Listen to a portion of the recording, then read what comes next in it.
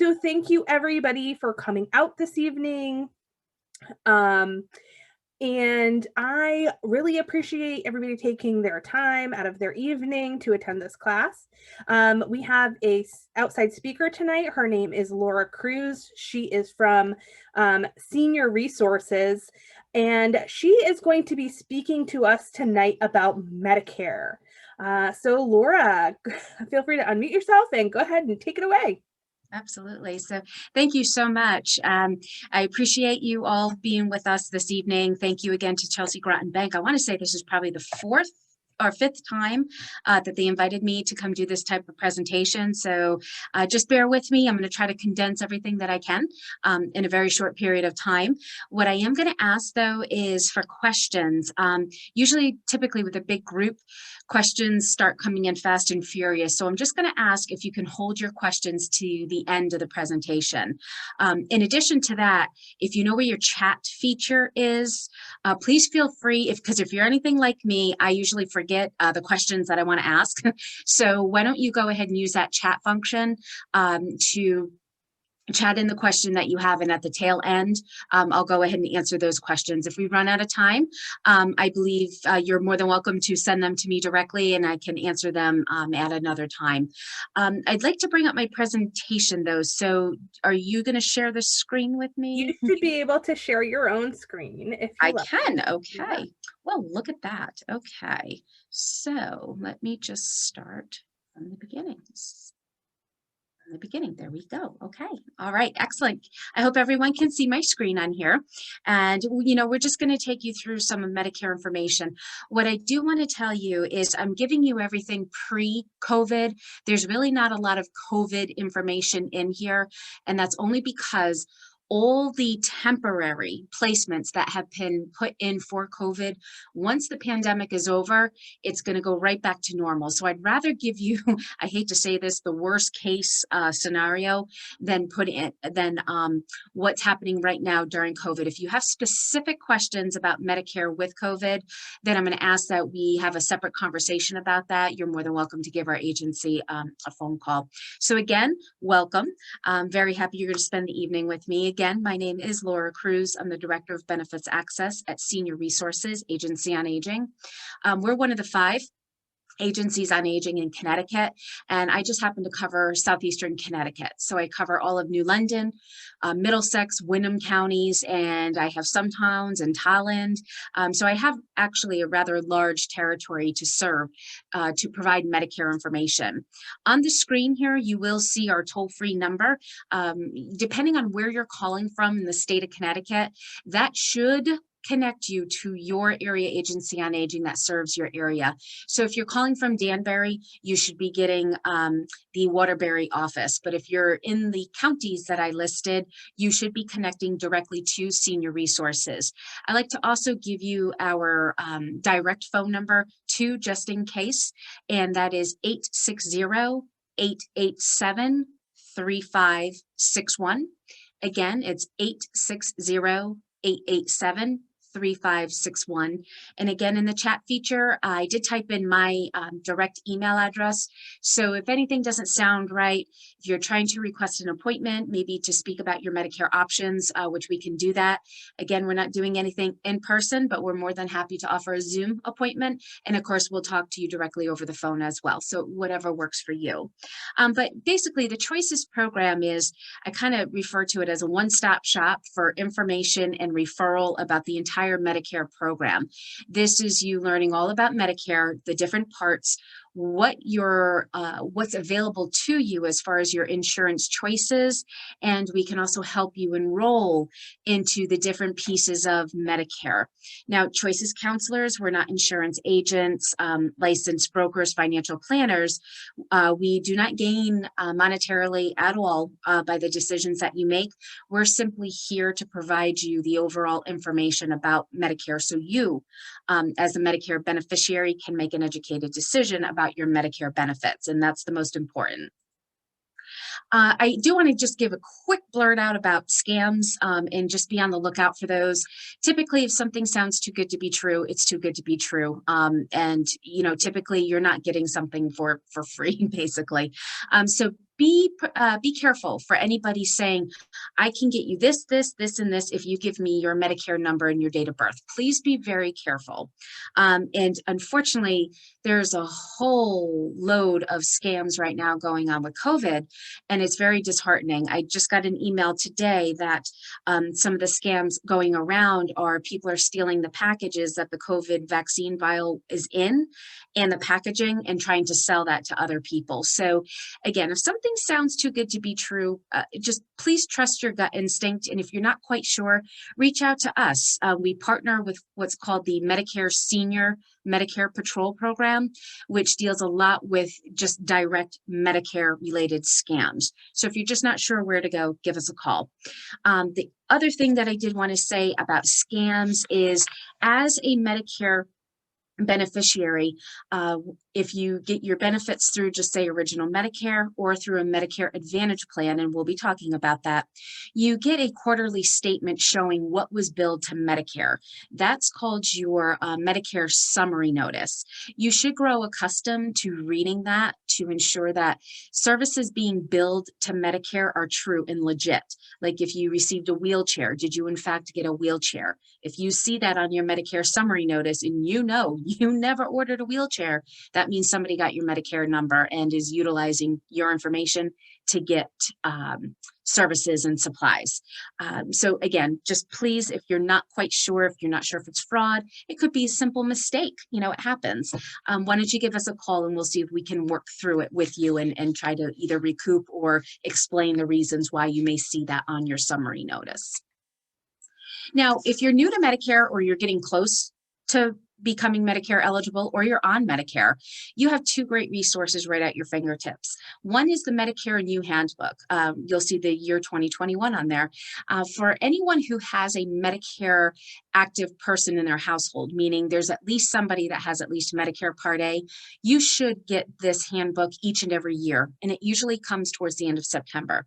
Now, if you can't sleep one night, having trouble sleeping, it's a great handbook to take out, because I'm sure thumbing through it's probably going to put you to sleep. There's a lot of information in there, but it does explain the Medicare program from head to toe and the different options you may have. So I would suggest that if you're newly turning Medicare eligible, meaning you're 64, or you're collecting Social Security disability, if you want to get your hands on that book, please email me. I'll be very happy to send you one. Our office orders an abundance of them each year, so I can at least send it to you. You can find it online, actually right at Medicare.gov. That's the other resource you have too. The only difference is it's not going to be a Connecticut specific book, handbook. All that means is everything's going to be the same. It's just the Connecticut specific book, and every state specific book has all the Medicare prescription drug plans and all the Medicare Advantage plans that are available in your area. So it is a great tool to have when you're learning about Medicare. And again, the other resource that I was talking about is the Medicare.gov website. That is the federal website from what the Centers for Medicare and Medicaid Services has created. You can see just at the top of where it's, or right below where it says Medicare.gov, there's a lot of little tabs there that you can click on, and you'll learn so much information about the Medicare program. In addition, this is actually what I utilize a lot, especially during open enrollment or when someone's new to Medicare, to help screen you for the different Medicare prescription drug plans that are out there, to see if your drugs are covered, what are the premiums, what would your copays be, as well as a Medicare Advantage plan, hopefully with drug coverage, again, what your coverage would be. So it's a great tool to have. Everyone has access to it. You can actually create your own individual account if you're Medicare eligible, and it will bring up some of your personal data, but a little bit more on that later. As you can see, the learning objectives, we've got a whole bunch of information to go through. So I'm not going to read the screen, but I just wanted to let you know basically how jam-packed tonight's session is. And just again, please note, you're not alone in this. Medicare is a very complicated topic. If we were to talk 30, 40 years ago, it was a piece of cake. You had Medicare Parts A and B, you were on your own for the rest. throughout the years and different acts that came into law kept adding on to the Medicare program, which meant it became more confusing, down to different enrollment periods in which to do stuff, penalty free and items of that nature. So just hang tight. We're going to go through the entire umbrella of Medicare, but do know that Choices counselors are available to help you with any questions you may have. Now, typically the individuals who attend this type of presentation are those that are aging on to Medicare, meaning you're 64, you're becoming 65 shortly. Individuals who are collecting Social Security disability, because you would end up starting Medicare prior to age 65. But it's also good for those that are turning 65, but may still continue to work beyond age 65, because there is a chance that you may not need to enroll into Medicare yet while you're actively employed with a health insurance from that employer. And so here I am talking about Medicare Parts A and B, and you might be saying, well, what are you talking about just to begin with? So Medicare is the federal public health insurance that when you become 65, you become eligible for. It's also for certain individuals that have been determined disabled by the Social Security Administration, that basically says due to your illness or injury, you're not able to, quite frankly, have sustainable employment, and that you are going to need Medicare for your health needs and you're collecting disability. Individuals who have been diagnosed with end-stage renal disease, that's kidney failure, that will result in, say, a kidney transplant. You're eligible for Medicare at any age when it comes to those types of diseases. Individuals who were diagnosed with ALS or Lou Gehrig's disease. I know there's some things happening at the federal level, but unfortunately, once you were determined you had that type of illness, you typically could get Medicare right away. Unfortunately, without medical intervention, individuals with ALS typically would not live much longer for waiting for that 2-year period. So just some nuances there. And then there are others who may qualify that may not be determined disabled or have end-stage renal disease. And those are individuals who are lawfully permanent residents in the United States. They have to be at least 65 years of age or older and have resided in the US for at least 5 continuous years. They may be able to purchase the Medicare program. So prior to talking about enrollment into Medicare, I'd like to just give you a brief overview of what Medicare Part A and Part B is. I think it makes it a little bit easier when we talk about your initial enrollment period and what you need to do. So just a quick overview of what Medicare Part A is, and then I'm going to get into some costs associated with it. Is you have Medicare Part A that covers inpatient hospital care, so that's the key word, inpatient. Skilled nursing facility care, that means you might go to a rehab center to help rehab whatever was ailing you. It covers some home health care, which is services inside your home, some skilled services that will hopefully keep you out of the skilled nursing facility or inpatient in the hospital. And last but not least, it does cover hospice care as well. So let's just take a look at the first 2 topics, and then we'll move into the other 2 topics. So Medicare Part A, your inpatient hospital benefits, that's basically meaning you had to be admitted into the hospital because your care was so great that it needed to be done. So basically, Medicare will consider you inpatient in the hospital if the following are true. The doctor who is seeing you perhaps in the emergency room, they need to write an official order to admit you into the hospital. So it's that first line right there is the doctor that's providing you care. He or she needs to make that determination that your care is in such a way, or I'm sorry, your illness or injury is in such a way that you need to be admitted into the hospital. It just means it's so complex. It requires immediate access to everyone to help care for you. The hospital also needs to participate in Medicare, meaning they accept Medicare assignment. That basically just means they have a contract on file with Medicare that says, yes, Medicare will pay you the contracted rate if this person requires inpatient hospital stay. Keywords with this, though, is do understand that even though the doctor writes the official order to admit you, Each hospital does have what's called a utilization review committee that reviews Medicare beneficiaries' inpatient hospital status to determine that you still meet the criteria and ensure that you remain inpatient in the hospital, because there is a chance that even though your doctor admitted you into the hospital, you may have been placed under observation status. If you could just hold on for a few minutes with that, I have a different slide about observation status. It's very important to know as a Medicare beneficiary, and I will explain further in detail what observation status is. From there, as long as you had a 3-day stay inpatient in the hospital, meaning not counting the day of discharge. So let's just say you went in on Monday. As long as you were there Monday night, Tuesday night, and Wednesday night, and you left Thursday to go to, say you needed some rehab at a skilled nursing facility, Medicare is going to help cover that as well. Unfortunately, without the 3-day inpatient stay and you decide to go to a skilled nursing facility for some rehab, Medicare is not going to pay that rehab stay. You have to have the 3-day stay. Right now, those days are laxed because of COVID. But again, like I said at the beginning, I want to give you the worst case scenario. So just keep in the back of your mind that if you ever do become hospitalized, remember the 3-day rule. You want to check your status every day to ensure that you're inpatient and not under observation status.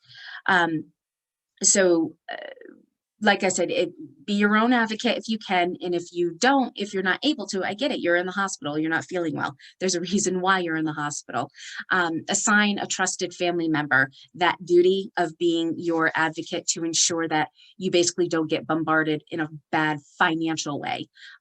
Because unfortunately, I've heard roughly a 30-day stay at an inpatient skilled nursing facility can cost roughly about $15,000. So if Medicare is not going to put anything towards that bill, you will get the bill for it. So we just want to avoid financial disaster at this point. Now, does Medicare cost anything? You're going to hear frequently throughout this presentation that Medicare is not free by any means. There's a lot of things called premiums. There's things called deductibles, copays, and coinsurances. So let's break that down for a moment. One is for most people, and here I'm going to say something about a premium and, oh, it's free. So for most individuals who have worked throughout their lifetime, who've worked 40 quarters or more, Medicare Part A, you do not owe a monthly premium for. That is because through your work taxes, if you looked at your paycheck stub and you see you have Medicare, you have FICA, you have federal taxes, all those taxes coming out is actually helping to pay just your Medicare Part A premium. So that's the one time you're only going to hear say premium free. There are instances where a person may not have worked 40 quarters in their lifetime. 40 quarters is about 10 years of full-time work. That's what it works out to be. The Social Security Administration is the only agency that's really going to tell you at all if you've worked enough quarters in your lifetime to qualify for premium-free Part A. If you don't have enough work quarters, Social Security is going to ask you a lot of questions. They're going to ask you if you're married. Were you married before? Are you widowed, divorced? Because what they're trying to determine is if you can collect Medicare off of your spouse or your previous spouse. And if that's the ability to do so, then you'll collect Medicare underneath your spouse or ex-spouse's benefits, and you'll still be able to receive premium-free Medicare Part A. If none of that applies to you, you did not work enough 40 quarters, or you immigrated into the United States and did not work enough quarters, you can still get the Medicare program. It's just you are going to have to pay for Medicare Part A. And it really depends on how many working quarters you have. So the worst case scenario with very little working quarters, I believe it's between 1 and 31 quarters, you're going to be paying upwards to about $400 and I believe $50 a month just to have Medicare Part A. Quarters from 31 to 39, your premium is about half that, but still it's a premium that you would end up needing to pay should you want to get premium Part A. Now, your inpatient hospital deductible. So here's an issue where you're going to have an out-of-pocket expense if you utilize your Medicare Part A benefits. So if you're admitted into the hospital, you have what's called a per benefit deductible. And for 2021, that deductible is $1,484. The key word on this slide is benefit period, per benefit period. That should be an indication to you that it's possible that you may incur that deductible several times throughout the year. It's all based on how long have you gone without needing any skilled level of care once you were basically discharged home. So for some individuals, I've known they've been admitted into the hospital 3 different times that year. And guess what? They incurred the Part A deductible that for 2021, it's $1,484, and it usually rises each year. I'm hoping that you'll consider purchasing what's called a Medigap plan or a supplemental plan to help offset those costs. And we'll get there in just a little bit. Now, during this benefit period, let's just say you had the unfortunate thing to have to stay in the hospital for quite some time. Let's face it, this day and age, they're trying to get you in and out of the hospital as quickly as possible. But for some individuals, it's not going to happen that way. Your condition may be such that you require many more days in the hospital. Medicare is still going to cover a big bulk of those hospital days under that one Part A deductible. But if you get to day 61, Medicare is going to say, all right, we're going to still cover a big bulk of your medical expense, but we're going to start offsetting some charges to you. So that comes in the form of a per day copay. If you happen to get to day 61 and go up to day 90, Medicare is going to pay everything except for $371 per day. Again, hopefully you have a Medigap plan to help offset those costs. Typically, within a benefit period after day 90 has been reached, Medicare requires you to tap into what's called your lifetime reserve days, and you only get 60 of them for your entire lifetime. Okay. Once you tap into those and use those additional 60 days, and again, you can see on the screen what your per day copay would be, then typically there's no Medicare coverage left at all if you never incurred a new benefit period. So just, not that I want to confuse everybody, but just kind of keep that in mind, is Medicare is not a long-term policy. It's there to help you with short hospitalization stays and short rehab stays. It was never meant or designed to keep you in the hospital for the rest of your life or pay if you had to go to a skilled nursing facility for the rest of your life. Now, again, underneath this hospital deductible, let's talk a little bit about skilled nursing facility charges. And this is why observation status is going to be very important to you to know, are you inpatient or outpatient? Under your inpatient hospitalization stay, let's just say the doctor says, you know what, we've done what we can here for you in the hospital, but we think you need to go to a skilled nursing facility to get some rehab done. Maybe it's cardiac rehab. Maybe you had a hip replaced and you need to get that type of rehab done to get you up and walking and maneuvering and learning how to maneuver around your own home. So they send you to a SNF facility. Well, Medicare, again, covers a big bulk of the charges, as long as you had that 3-day inpatient hospitalization stay. So there's no additional deductible for the skilled nursing facility. However, if you still require intermittent skilled nursing care, you need some form of a skilled care in order to remain in a skilled nursing facility, Medicare is going to cover 100% for the first 20 days. If you're still at that point where you need daily skilled care and you need to remain in the skilled nursing facility, Medicare is going to offset some of those costs to you. And again, they come in the form of a per day copay. So for days 21 through 100, if you still need that skilled level of care, Medicare is going to pay everything except for $185.50 per day. Again, I hope you had purchased a Medigap plan to help offset those costs, so you're not getting those types of financial obligations due to you when you finally do get home from the skilled nursing facility. Now, typically, again, like I said, Medicare is not a long-term care policy. It's short-term stints. Normally, there's no coverage for days 100 and beyond. Right now, due to COVID, that has relaxed a little bit. But again, once the pandemic is over, Medicare is going to go right back to their regular rules, and that 100-day window applies. Inpatient versus observation. Please become familiar with this because it means a lot to your financial out-of-pocket expenses. So you might have spent a night or two or a week in the hospital, in a hospital bed, receiving healthcare services, receiving prescription drug medicines and testings and supplies.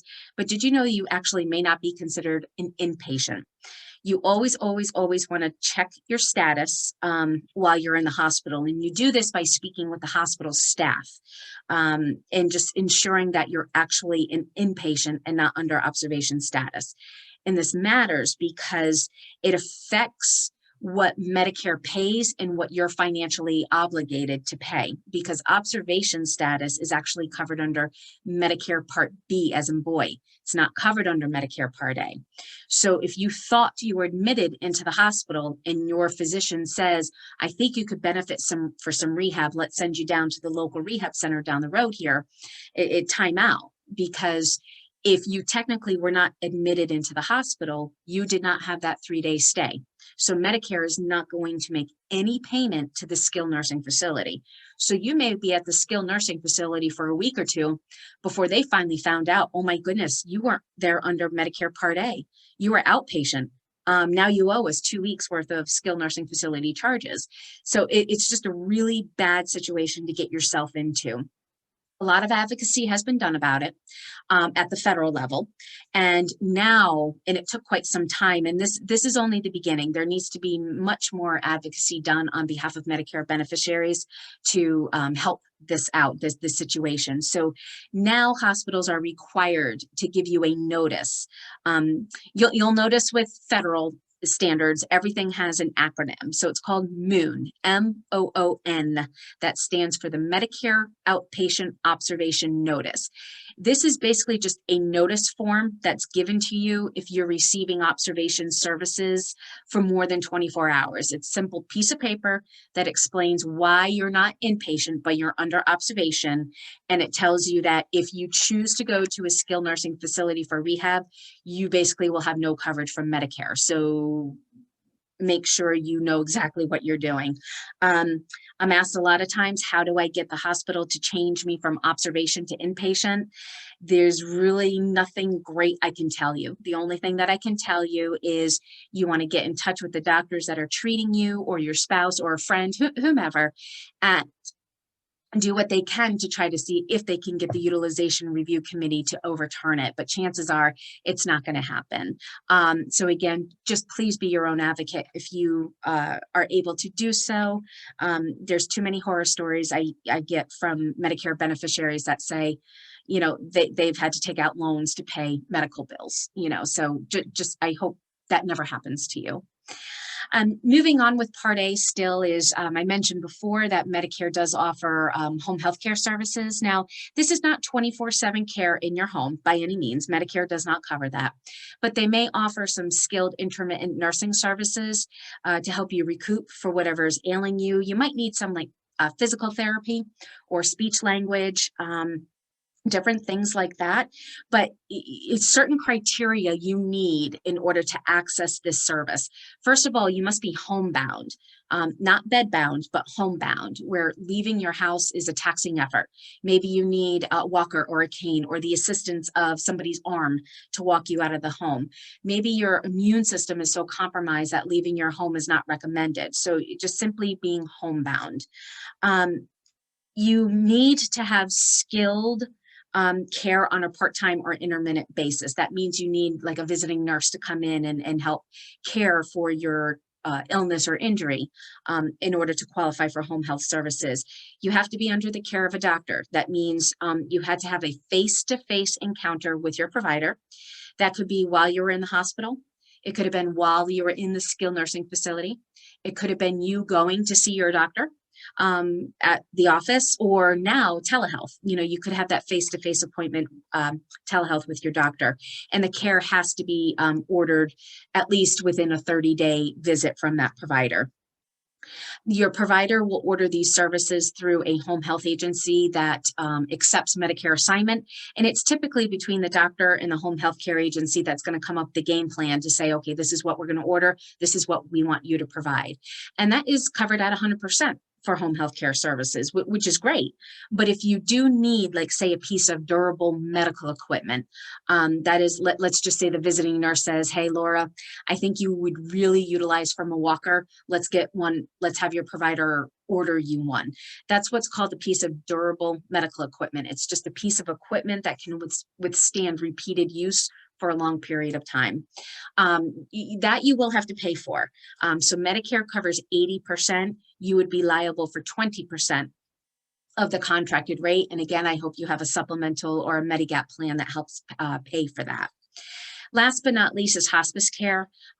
Hospice care is just, it's a special way of caring for somebody who's reaching the end of life services or your end of life. And the healthcare professional needs to sign off on a statement that if given the treatment, not the treatment, the progression of the disease, if it goes the way they're thinking it would go, you might have 6 months or less to live.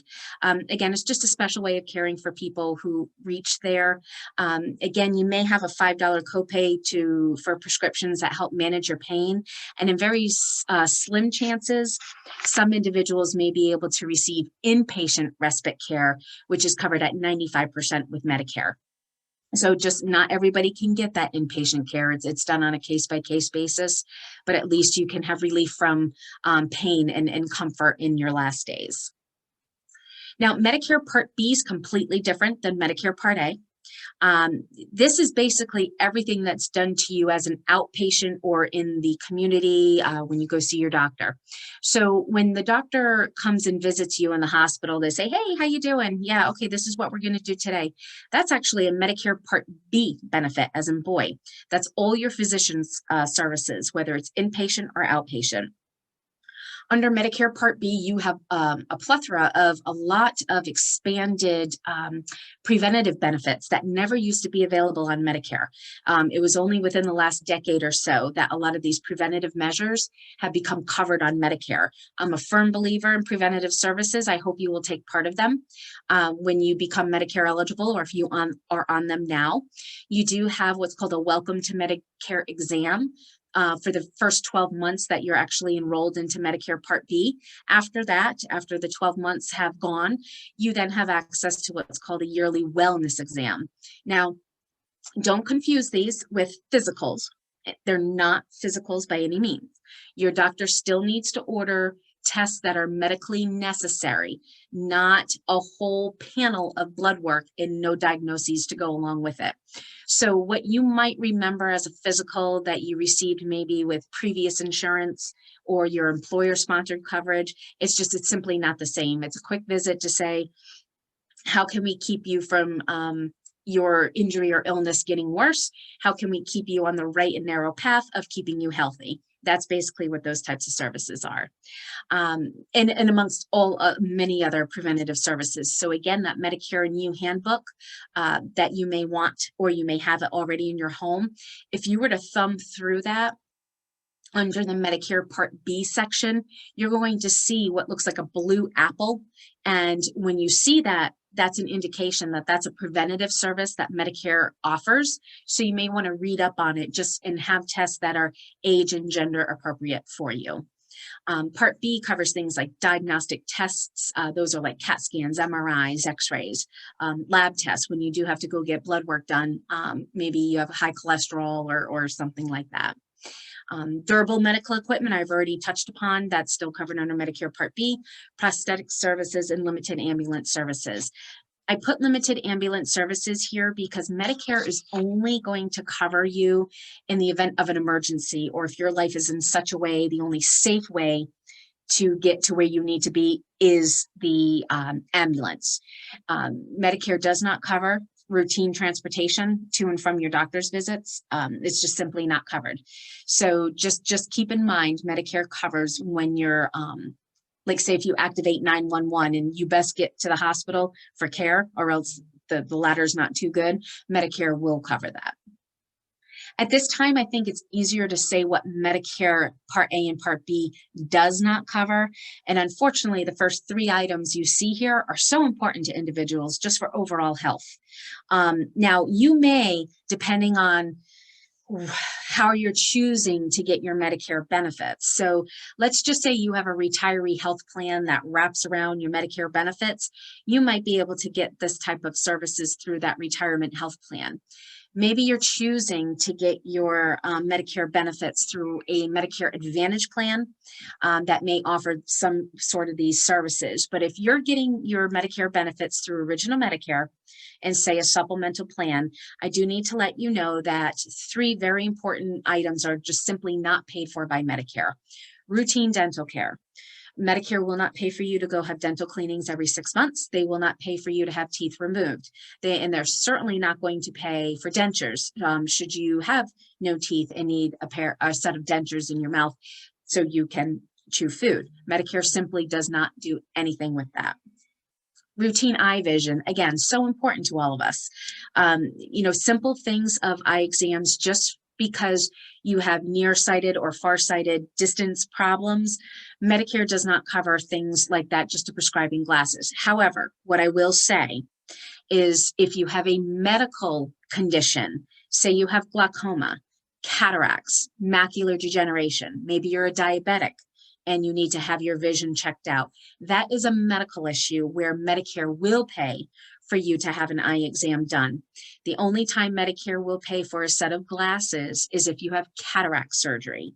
And even then, Medicare is only going to pay for standard frames with standard lenses. So there's no bifocals, trifocals, progressives, nothing like that. Standard frames, standard lenses. Hearing. Medicare will pay for you to have the hearing exam to see if you need hearing aids. That's where it ends. It will not pay for hearing aids at all and will not pay for even the follow-up appointment to have them fitted. So again, Medicare will tell you, yes, you need hearing aids, but then they're done.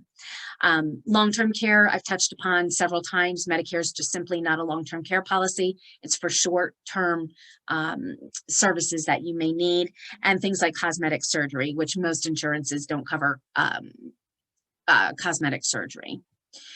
So like Part A has certain things you're responsible for. So does Part B when it comes to things. But the difference between Part A and Part B is everyone pays a premium for Medicare Part B, your medical insurance. Doesn't matter how many working quarters you have, it's not based on that.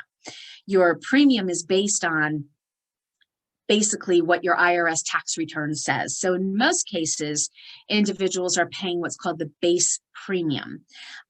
So if you're a single filer who earned less than $88,000, or if you're joint filers, married couples, and you earn less than $176,000, you're going to pay the base premium for Medicare Part B. And for 2021, your Medicare Part B premium is $148.50. So that is a per person per month premium that typically comes directly out of your Social Security benefit before your benefit is even deposited into your checking account. If you're not collecting Social Security, you will have to make the payment on your own, and it typically comes in a quarterly format.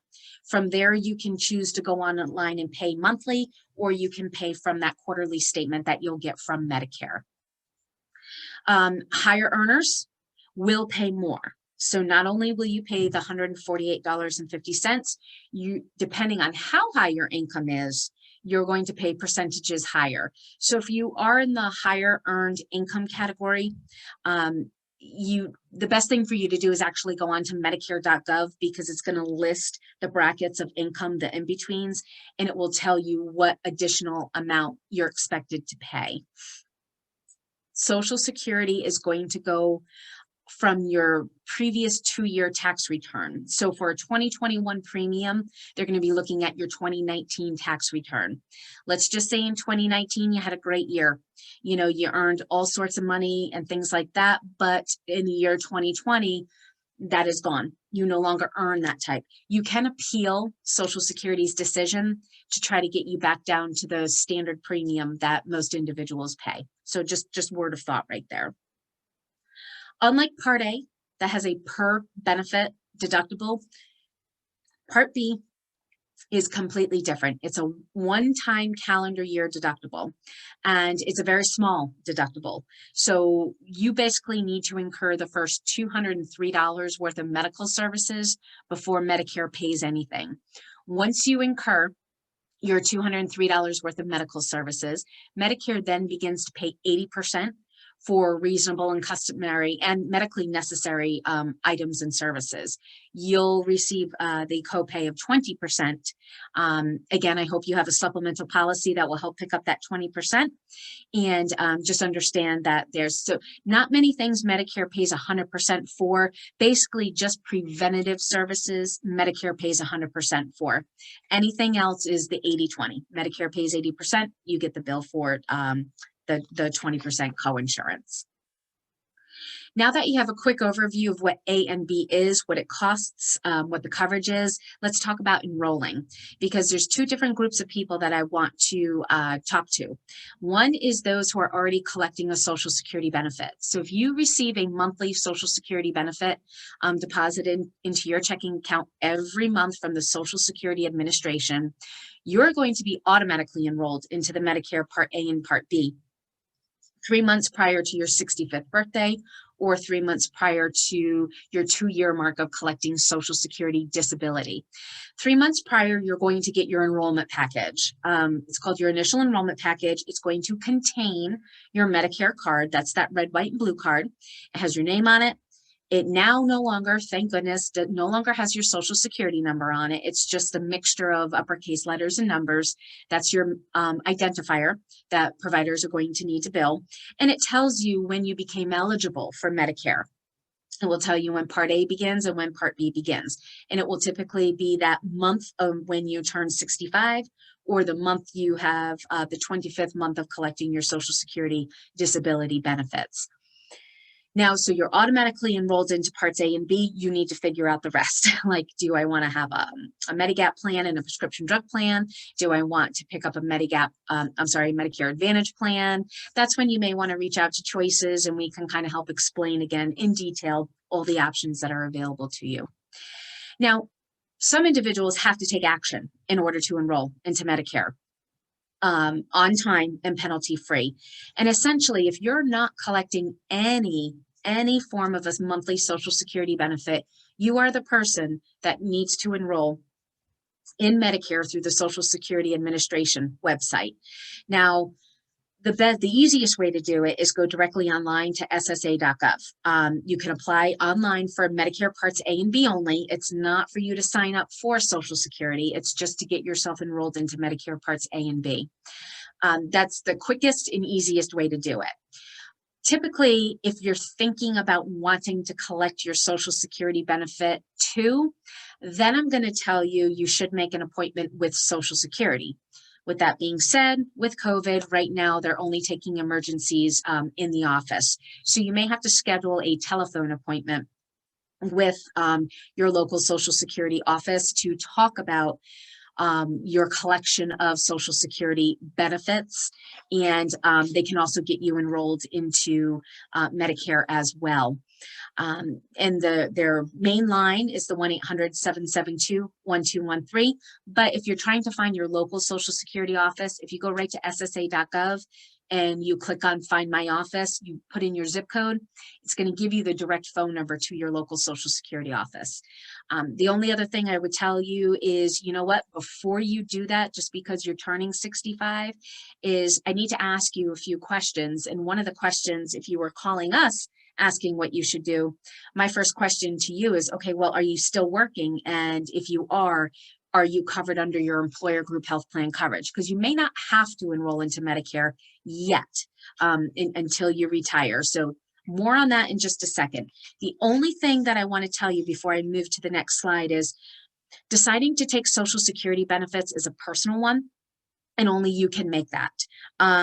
You can collect benefits as early as age 62, but they're a reduced benefit, meaning if you wait until your full retirement age of, say, 66 or 67, then you'll get your full retirement benefits. But the issue is Medicare never moved up their age for when individuals could enroll into Medicare. So right now, Medicare's eligibility still remains at 65, but in order for you to collect your full Social Security benefit, you may have to wait until you're 66 or 67.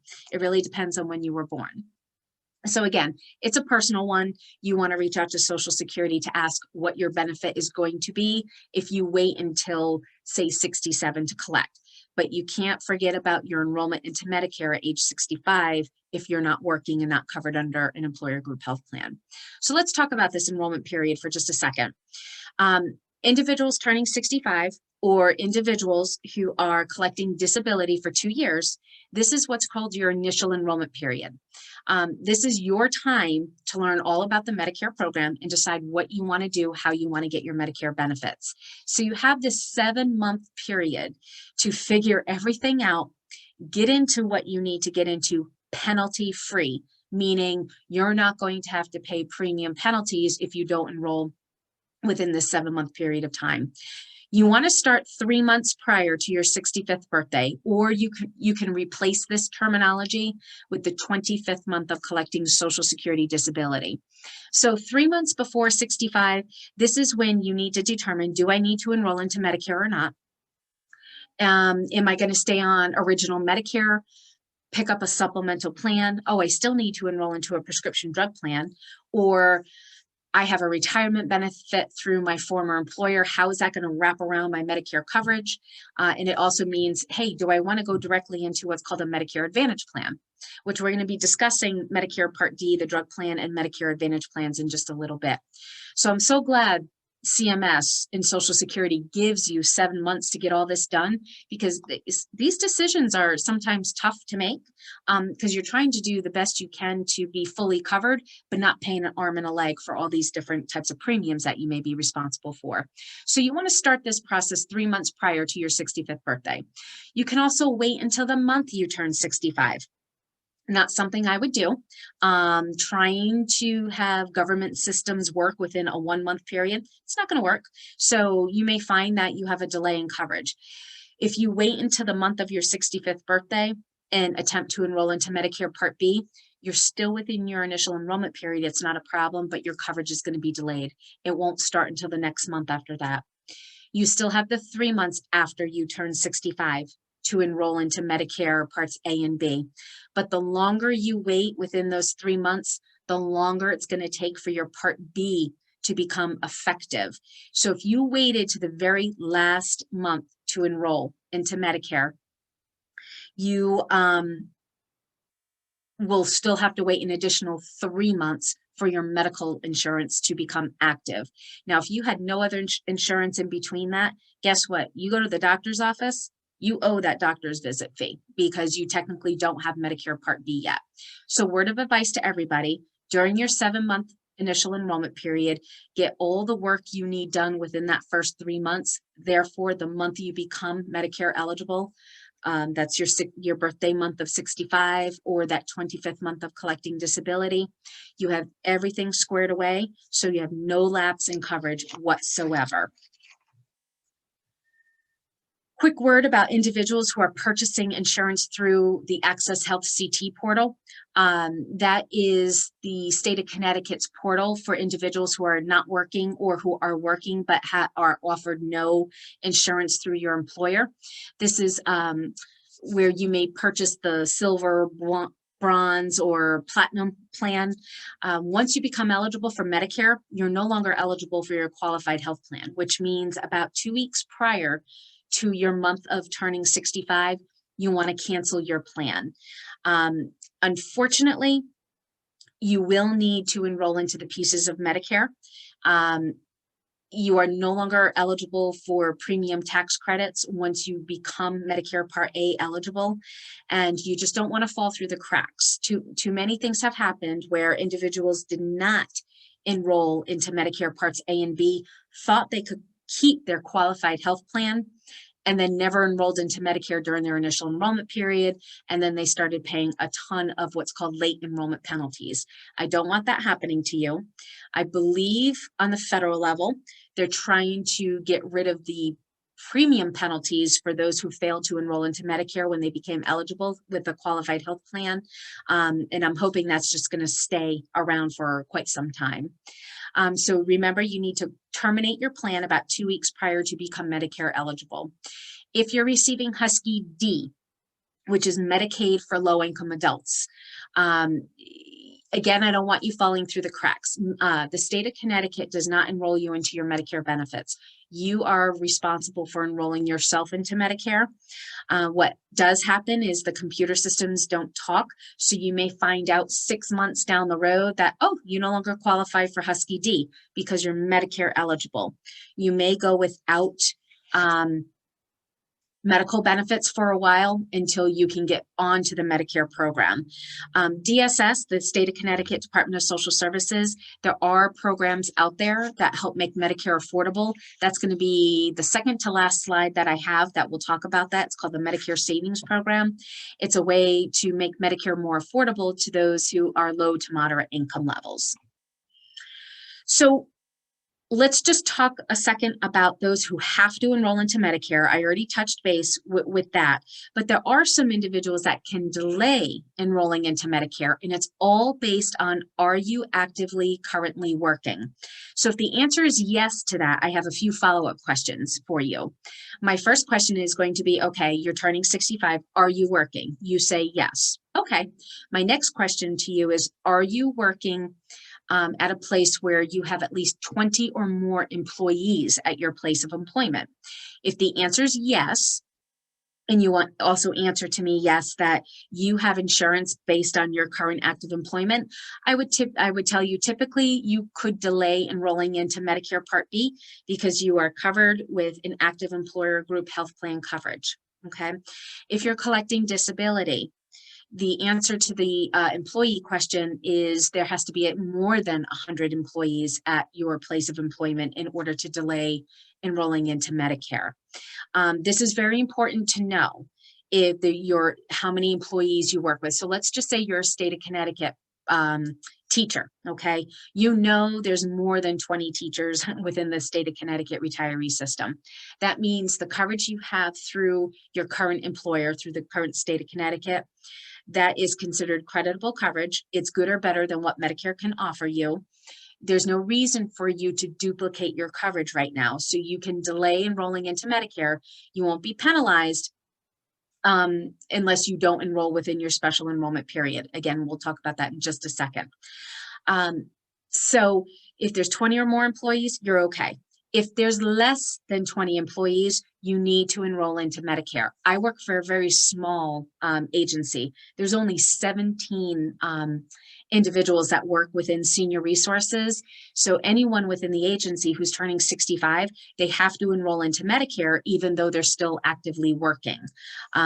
These are just some of the rules that Medicare has that makes Medicare enrollment very confusing. Now, and I could also ask these questions if you told me that, no, I'm not working, but my spouse is, and I'm covered under my spouse's insurance, then the same thing could apply for you, as you may not have to enroll into Medicare as long as your spouse continues to work and you're still covered under your spouse's active employer group health plan coverage. Now, once you or your spouse decide to say, you know what, it's time for me to retire. I'm not going to go to work anymore. I need to start thinking about my Medicare benefits. I'm sorry. I have one thing to say before we get into the special enrollment period. The one thing that I need to tell you about what you see on the screen here, health savings accounts. This is a very tricky topic. I'm not going to spend a lot of time on this because it doesn't apply to everyone. But if your current employer coverage that you have right now comes in the form of a high deductible health plan with an HSA, health savings account attached to it, you don't even enroll into Medicare Part A. Normally, I would tell individuals who are working to at least enroll into Part A, get your foot in the door. If you have and are actively contributing to an HSA, do not enroll into either Medicare Parts A or B, and you should not even be collecting Social Security benefits. You would be facing some hefty IRS tax penalties, which is not good. And So it can be a very confusing and touchy subject with some.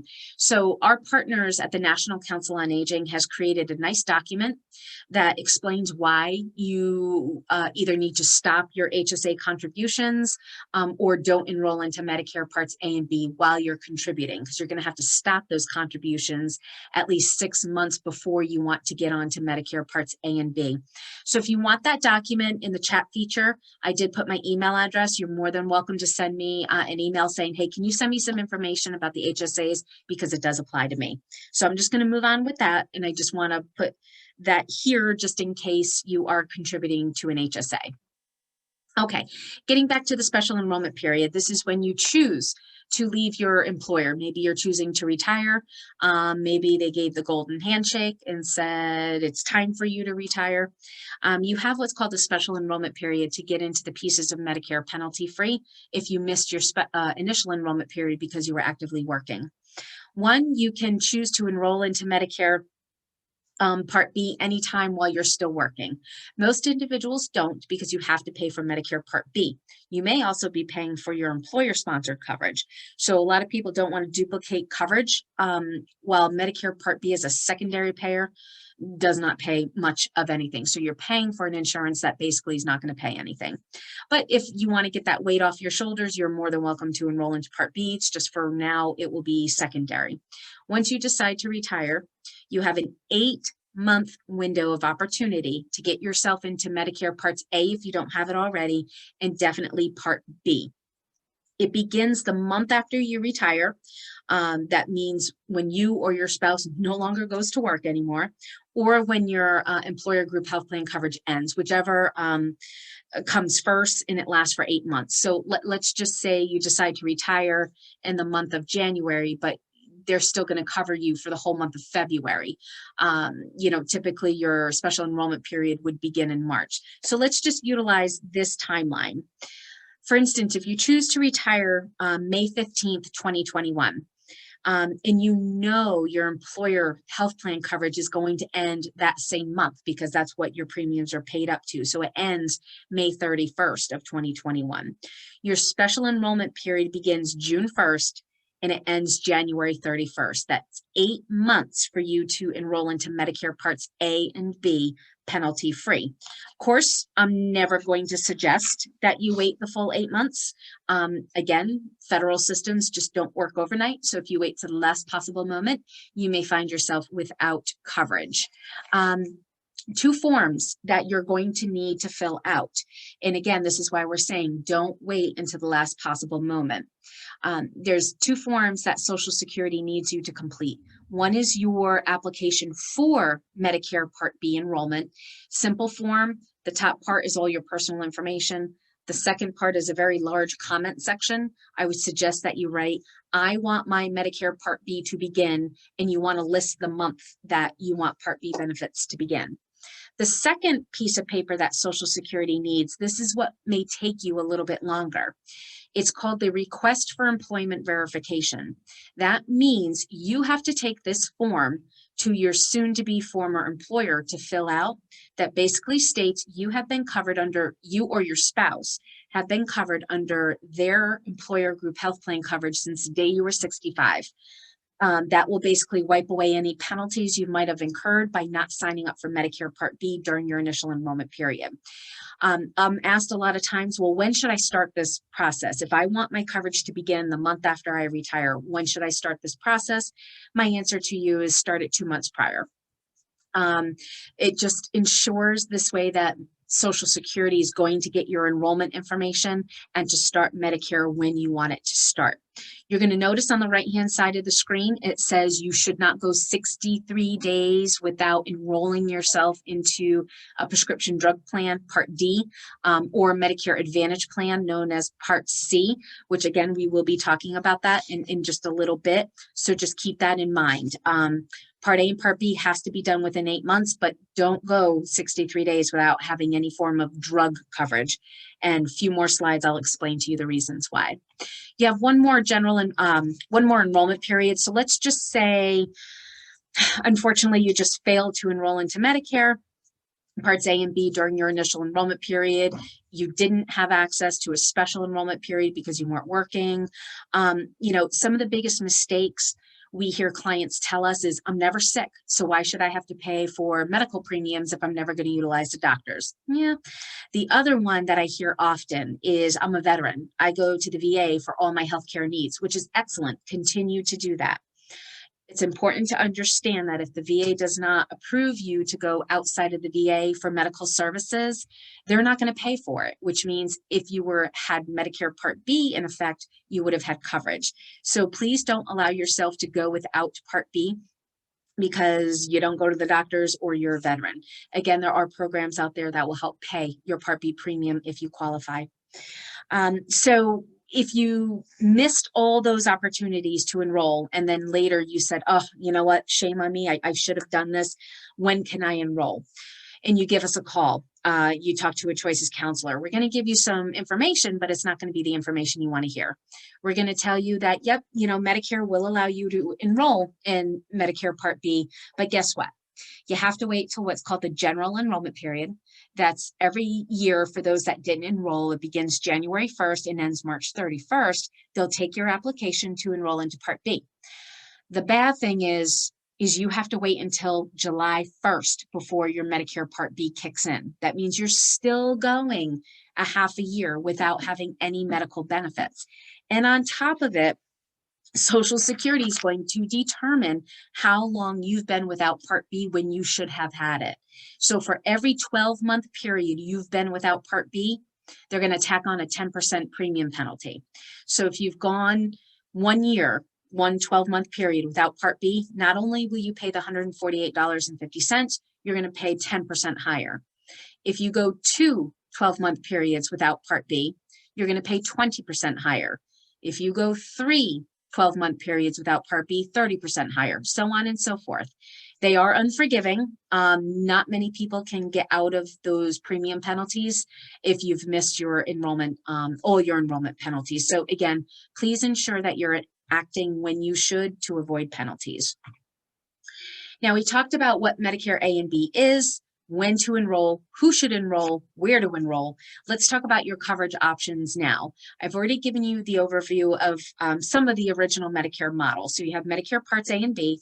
I've mentioned several times, hopefully you've purchased a Medigap plan to help offset all your out-of-pocket costs, and you still need to purchase what's called a Medicare Part D plan. That's the drug plan. Your other option of getting your Medicare benefits is through what's called a Medicare Advantage plan. You're still part of the Medicare program, still means you have to have Medicare A and B, so means you're paying for Part B, but you can choose to get your medical benefits under private insurance companies that will give you your Medicare Part A and Part B benefits, and many times your drug benefits all under one plan, which are very neat for a lot of people. So quick little disclaimer for those that have a retirement benefit, like if you're a state of Connecticut teacher retiree or a state of Connecticut retiree to begin with, maybe larger companies, and I don't know if they offer retirement benefits anymore.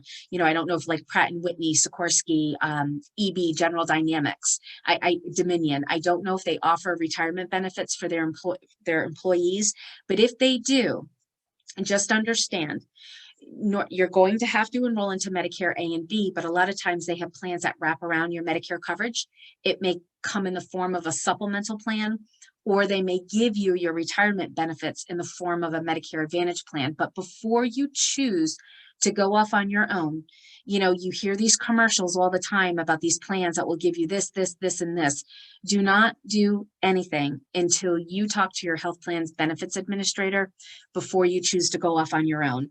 The reasons being is what you're given for your retirement benefit, it's like a bundle.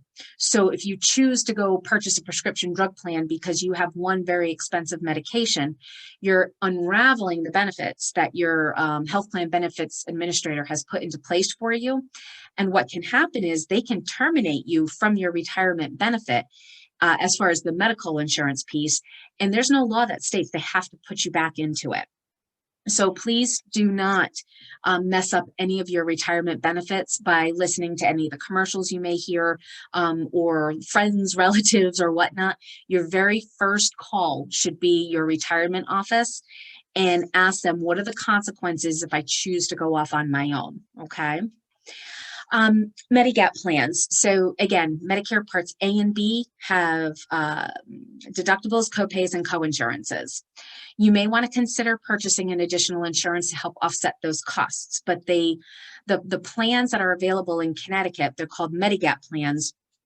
They range in premiums and coverage. They are standardized by letters. I don't know who in their infinite wisdom named Medigap plans with letters, because so many confuse Medicare Parts A and B with Medigap plans A, B, C, D, F, G. It goes so on and so forth. But that is how the plans are identified, is by a standardized letter. So a plan G is a plan G, no matter who you're purchasing it from for supplemental coverage. So when you're looking at these types of plans, you don't want to make a decision based on the insurance company's name, or you don't want to go in with the thinking of, I'm going to purchase the most expensive plan G or plan N because I think I'm getting better benefits. That is untrue. The standardized plans is a plan. They offer those benefits, and you basically want to sign up for what's going to cost you the least amount out of your own pocket when it comes to those types of services. Plans in Connecticut are community rated, not age rated. So that just means you don't have to pay more for a plan because you're older. If you and your neighbor both purchase the AARP plan N, as in Nancy, you both are paying the same premium. And even though you may be 65 and he or she may be 85, it doesn't matter. It's the same amount. And also in Connecticut is plans have what's called a continuous enrollment period. That just means you could start off the year with the most expensive plan that's out there, but you may be seeing that, you know what, I just don't go to the doctor's office that much. Why am I paying a couple $100s per month to have this supplemental plan that I'm really not using? Why don't I lower my coverage with a lower costing plan? And you can do that. Unlike other states, they do not allow that. Connecticut does, which is very nice. We have what's called the Medigap rate sheet. Choices follows the Department of Insurance, I don't want to say chart features, but we add on a little bit more information. So if you're interested in learning about the Medigap plans that are sold in Connecticut, the standardized plans, what they cover, again, please reach out to us. I'll be more than happy to email you the latest rate sheet.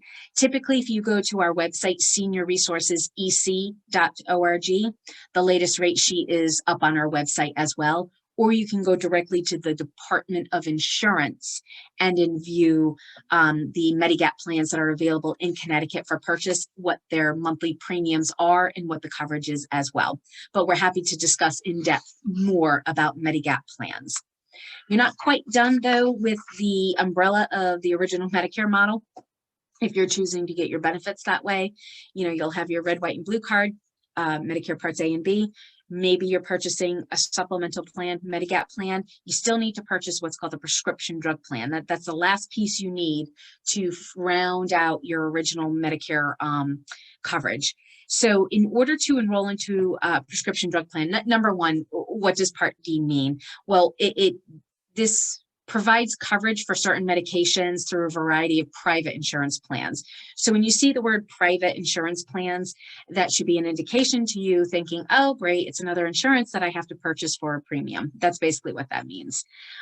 In order to be eligible to get a prescription drug plan, you have to have at least a Medicare A or B, preferably both, but the laws state you can have A or B in order to purchase a prescription drug plan. And unfortunately, just like Part B, if you chose not to enroll into a prescription drug plan when you were first eligible, and you're choosing to enroll in a later time and you have no access to any other drug coverage, you will be facing a late enrollment penalty as well. Unfortunately, it's just something that does happen. The issue with the late enrollment penalty versus Part B is that 12-month period. Part D is completely different. Part D, for every single month you have gone without drug coverage, the federal government will charge you a 1% penalty. So if you've gone 24 months without Part D, you're going to pay 24%. If you've gone 100 months without having a Medicare Part D plan, you're going to pay 100% premium penalty. It's just please make sure you're signing up for things in a timely manner to avoid these penalties. So in Connecticut for 2021, and this is why that Medicare New Handbook will come handy to you, because it's listing all the plans that are available in Connecticut. The costs vary by plan. There's 27 different plans to choose from this year, and they range in premiums. The cheapest one is $7.20. That's a very basic plan with not a lot of drugs on their plan's formulary, but it satisfies the criteria of you having a prescription drug plan. To the most expensive plan, which is $135 per month. It's really based on your drug needs, how many medications you take. If you are able to take many type of generic medications, you may find that the plans work very well for you. Unfortunately, if you take quite a few name brand medications, you're going to find that sometimes Part D is expensive. You have other things to take into consideration too, as a drug deductible. Out of the 27 plans, many of them have a deductible attached to it. The maximum for 2021 is $445.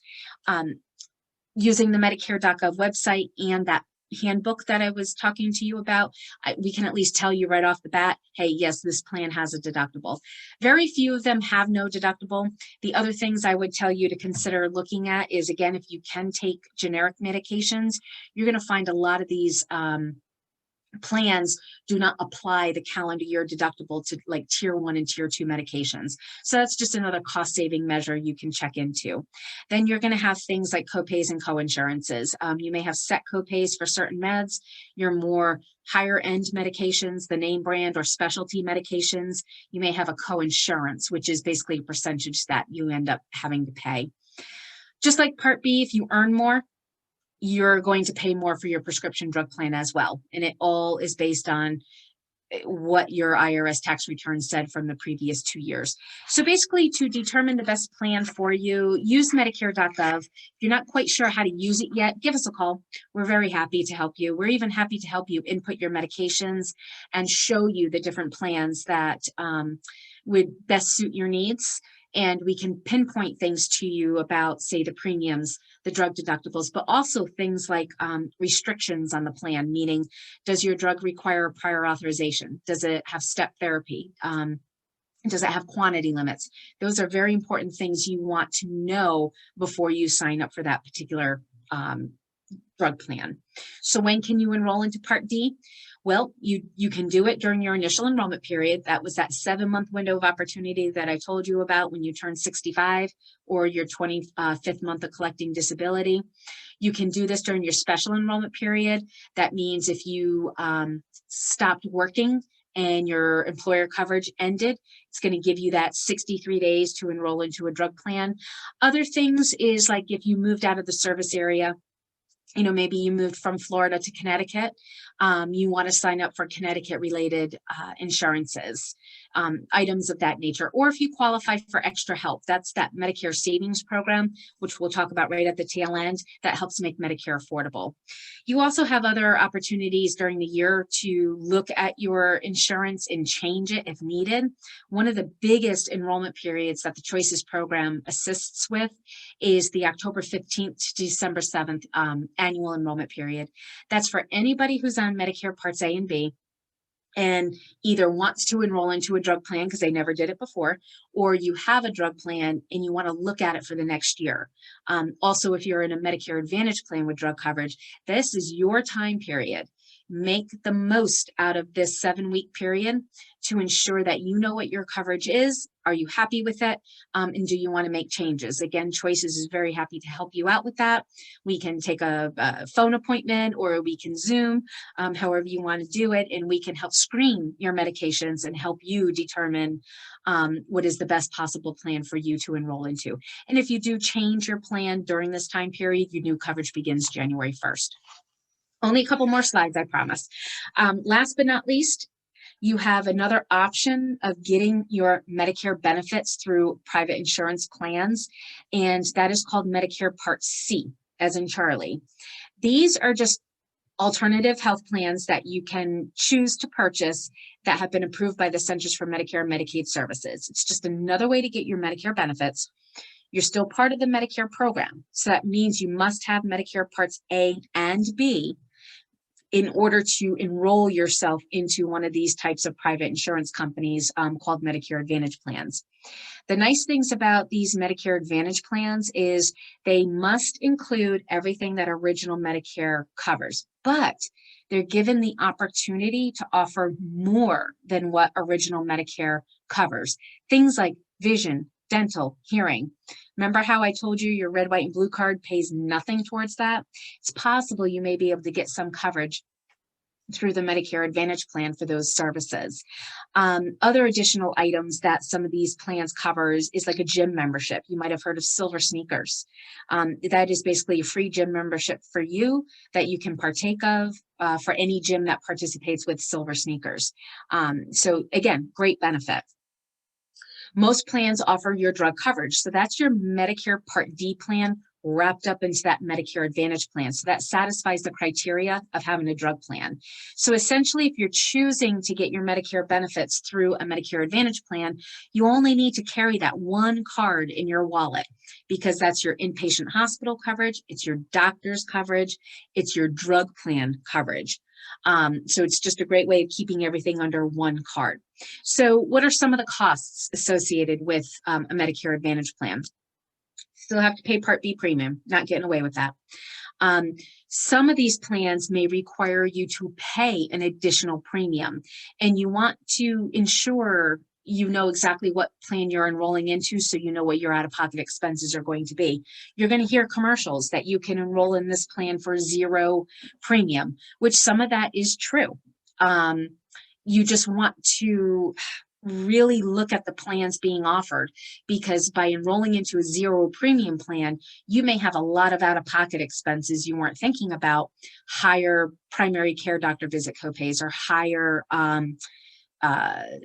specialist copays or higher out-of-pocket copays while you're inpatient in the hospital, versus if you signed up for one of their Medicare Advantage plans that has an additional premium, you may find that some of your out-of-pocket expenses are a little bit lower, like lower primary care doctor visit copays, lower specialist copays, so on and so forth.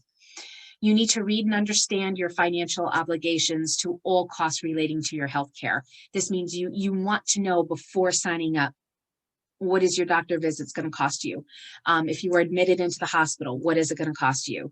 If you have to have diagnostic testing, do you need things like referrals to go see a specialist? Do you need prior authorization if you have a CAT scan or an MRI? Those are things that you need to know about these plans prior to accessing services, so you're not blindsided by a non-covered bill because you didn't have a referral on file or it wasn't prior authorized. So how do you find out about all the different plans that are out there? Again, you can reach out to Choices. We're very happy to assist you. If you have a person that you normally talk to, if you have an insurance agent or a broker that you trust, by all means, reach out to your insurance agent, and he or she can explain various insurances that are out there for you when you become Medicare eligible. But the Medicare Plan Finder tool on Medicare.gov is a great way to take a look at what your obligations are going to be with the plan. The other great tool that I will refer to quite often is I will download what's called the Evidence of Coverage booklet from that particular insurance plan, just to help point out some of the items and services that you might need referrals for. Or do you have to utilize a specific supplier? Like, say, if you're a diabetic, do you have to use a specific supplier for your testing strips, Lancet devices, and all those wonderful things? Enrollment periods, the screen should look so familiar, just like the other one. You can enroll in a Medicare Advantage plan during your initial enrollment period, during a special enrollment period, during the annual election period, which is that October 15th to December 7th. The new coverage begins January 1st. Last but not least, they have what's called the Medicare Advantage Plan open enrollment period. We're in that right now. This is only for individuals that are already enrolled in Medicare and came into the new year on a Medicare Advantage plan. So what they can do during January 1st through March 31st, they can make a one-time plan election to maybe go try a different Medicare Advantage plan with drug coverage, or maybe you decided I need to go back to original Medicare. I'm going to pick up a Medigap plan and I'm going to enroll into a prescription drug plan as well, because I just found out 3 of my providers don't participate with the Medicare Advantage plan anymore. So you do have some different enrollment periods. Last but not least, I've given you nothing but gloom and doom about the Medicare program, premiums, deductibles, copays. What can you do about it? Well, for individuals living in Connecticut, and I do have to update these levels. The new levels just came out that will take effect March 1st of 2021. I know we're still February 2021, so what you're seeing is accurate right here. But there's a program called the Medicare Savings Program. It's available to Connecticut residents who have limited income. What this program does is it helps pay your monthly Medicare Part B premium. So that premium that's coming out of your Social Security benefit, the $148.50, that means the state of Connecticut will pay it for you. And in some cases, depending on what level of the Medicare Savings Program you qualify for, it may actually help you pay some of those Medicare Part A and Part B deductibles, copays, and coinsurances. The great thing is you're automatically qualified for a whole nother program that's going to help you with your prescription drug coverage. That's called Extra Help, or the Low Income Subsidy Program. Basically what that does is it reduces the cost of your covered prescription drugs to no more than $9.20 per fill. It will help pay your Part D deductible, the prescription drug plan deductible. So if you did sign up for a plan that has a calendar year deductible of $445, that doesn't matter to you. You're not liable for it. You'll pay no more than $920, and it will help pay towards your Part D premium. It will help you pay up to $35.16 towards your drug premium.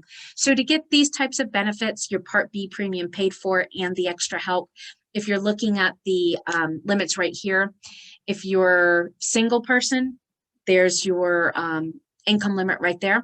Now this is gross monthly income. Assets are not included. You do not need to include income, assets that you have in your bank, savings, checking accounts, things like that. The state of Connecticut is considering your wages, Social Security benefits, workers' comp, unemployment comp. If you get child support or alimony, those are things considered income that the Department of Social Services will look into. It's a simple 3-page application. I say it all the time. I can't believe DSS actually came out with such a simple application, but they did. And if you want to learn more about that program, again, please reach out to Choices. We're happy to send you the application as well as answer any questions you may have about it. So again, if you have any questions about the Medicare program itself, if you want to schedule an appointment with one of my counselors at Senior Resources, please give us a call. While we're not seeing in person, we're more than happy to do telephone conversations with you or provide you an opportunity to Zoom so we can share screen just like we did tonight and assist you with your Medicare questions that you may have.